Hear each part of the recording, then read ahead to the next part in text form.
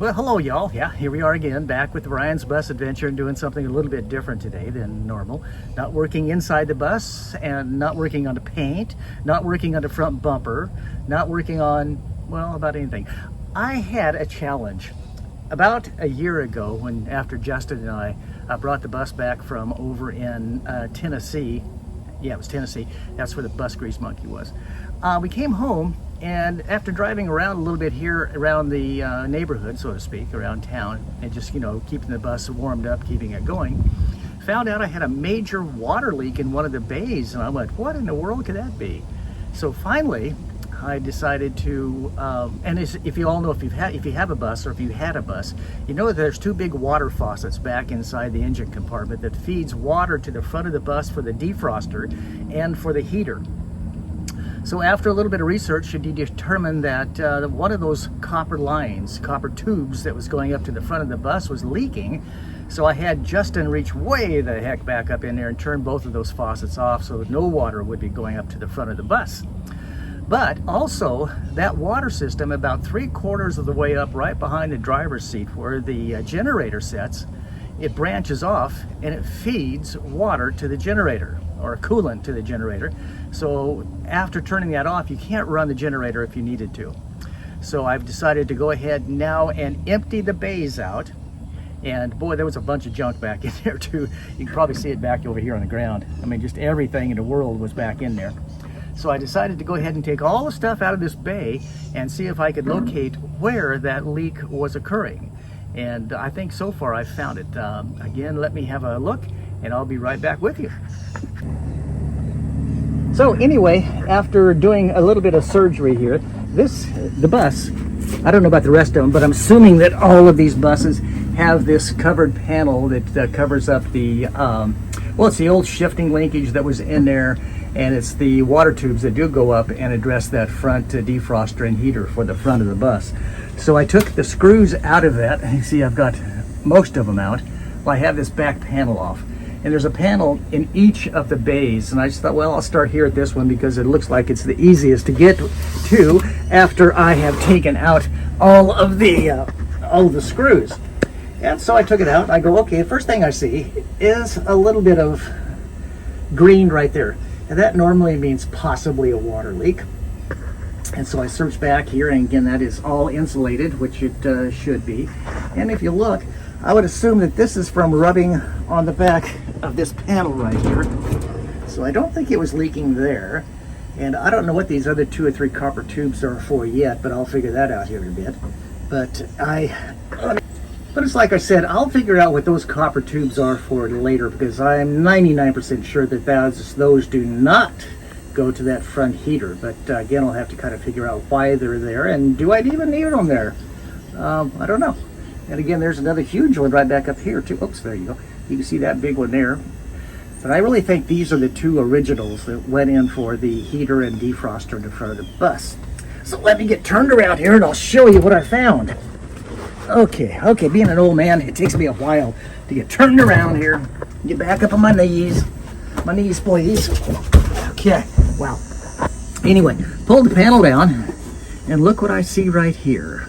I hope you can see that okay. If I can get it. This is definitely leaking.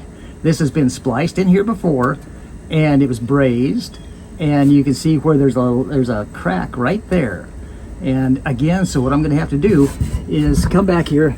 Behind this panel here, behind this compartment, are the 2 big 40-pound propane bottles. So I'm going to have to take this thing apart, take the propane bottles out, take this compartment out so I can get to these 4 screws that are back here to get access back in here to that tube. And again, it looks like that's kind of what's happening here. And gosh, what am I doing here? See if I can get this thing working again. I'll be right back. Anyway, here we go again and again and again. Again, this is the panel, or this is the compartment that I'm going to have to take out. Over here's the old trace inverter charger. And again, that's going to be replaced by the Victron 3024 70 amp inverter charger later on. As soon as I get all those pieces of equipment together, we'll do that. But anyway, this is the panel I'm going to have to take out right here.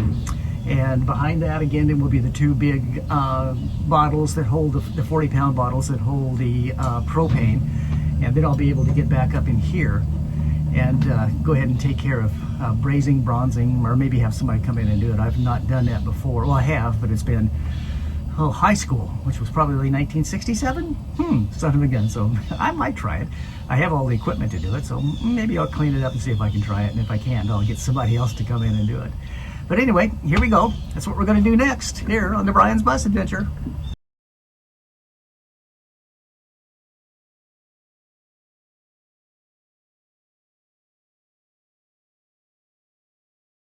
Well, of course, looking at everything, I thought it probably would be screwed in. But looking at all of the connections here, they've done a pretty good job. They put a bunch of sealant around that next here to the electrical components. But they pop riveted this in, which is going to actually probably make it a little bit easier. I'm just going to take a drill, come back and drill that out, and then that should just plop right on over. And then when I put it back together, I'll just go ahead and pop rivet it back in with some more aluminum pop rivets. So it should be pretty easy. And that's what we're doing here. And then as long as I'm in here and I have this compartment out, what I'm going to do is I'm going to go ahead and clean it up really good, of course, and I'll come back and I'll put a bunch of primer on it. I don't know if you can see down here at the bottom of it, but down here it's fairly rusted down through here. Well, it's not rust, it's all surface rust, just the paint's coming off. So what I'll do is I'll go ahead and clean that up real good, put some good primer on it, come back and paint it again, and then reinstall it and put this whole thing back together and see if I can get that pipe fixed that's up on top. Because that, of course, is what we're trying to do here, is get to that pipe so we can braze it and get, oh, maybe I wonder if I can get a shark bite, fitting that will fit on that. It's supposed to work pretty good. I'll check that out too. Anyway, that's what we're doing here on the Brian's Bus Adventure on a, I don't know what day it is. I think it's Wednesday. Some Wednesday in August. About the last Wednesday in August, I think. Anyway, just having fun. And this is the Brian's Bus Adventure. And have a good day. We'll talk to you real soon. It's going to take me a couple of days to do this because I don't know how many of you all out there are married.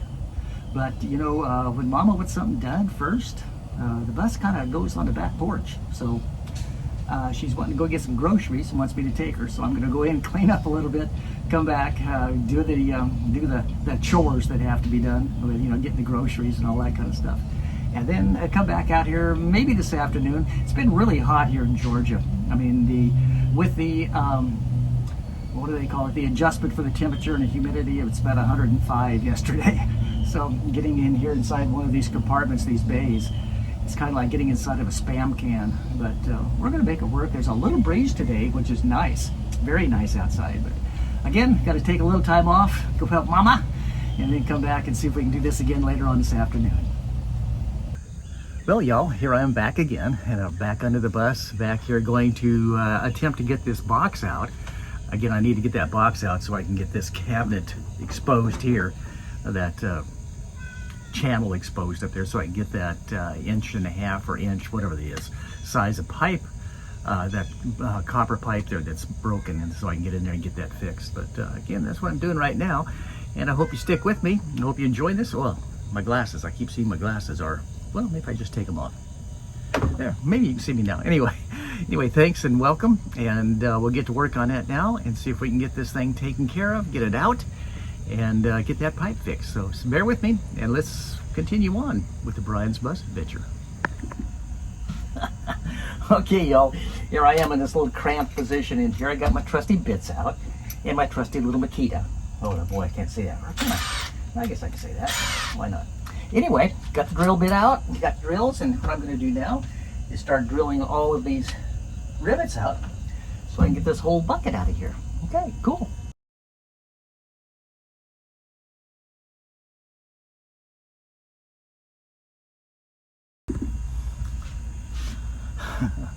Okay, y'all, I think might have just about gotten it out.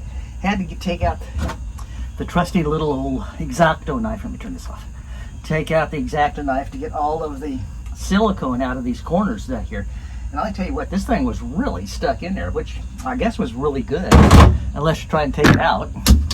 And I think it should just probably pop out. Well, no, it looks like I'm going to have to take out this valve here too, which is no big deal, because I do have, of course, I have a drill bit over here.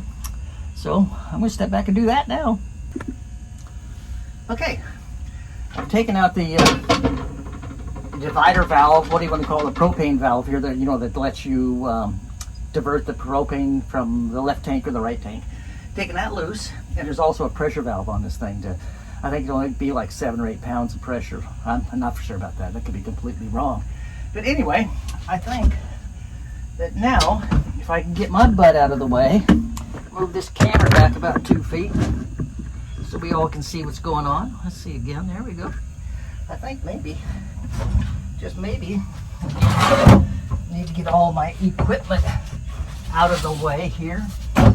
See if this thing will come out. I need to push that up, bring that out, push that up some more, bring that out, get this thing out of the way, and I think I have it. I think I finally have got it out. So now I can go up and address that top piece and see what happens. I'm going to pull this out the rest of the way. It's really wedged in there really closely. You know, that's good. And again, I'll be right back. Okay, what's next? Next is going to be take this plate off here. There should be about 4 screws left in this thing. And we'll see if we can get those out. 1, 2. Buckle my shoe. Make sure to get these where I can find them again later on. Probably have to get my head up underneath this one to hold it in place while I pull these last 2 out.